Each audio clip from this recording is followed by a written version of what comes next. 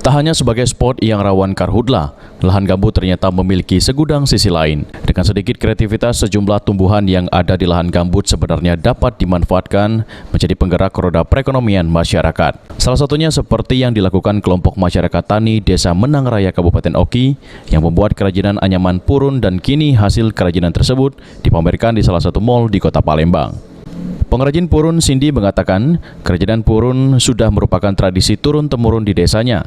Namun dengan kreativitas generasi muda yang ada, kini kerajinan anyaman purun tak hanya berupa tikar, namun dapat dimodifikasi menjadi berbagai benda, mulai dari tancak anyaman purun, peci, tas, keranjang, dan lainnya.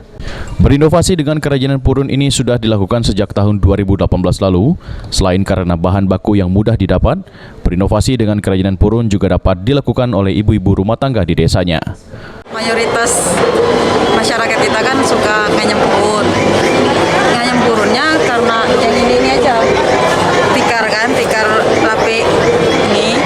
Jadi kita berinisiatif yang sebagai remaja, kita olah jadi kerajinan yang bisa jadi lebih bermanfaat, lebih banyak ininya, lebih banyak manfaatnya kan. Kalau jadi tas, jadi tanjak, dari ini, jadi peci.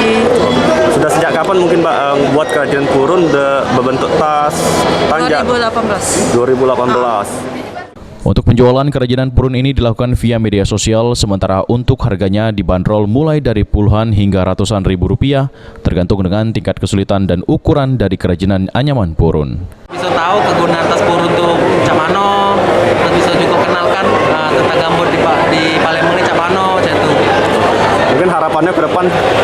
Harapannya sih makin banyak festival ini, jadi UMKM dan segala macam bisa terbantu juga Mas. Gitu.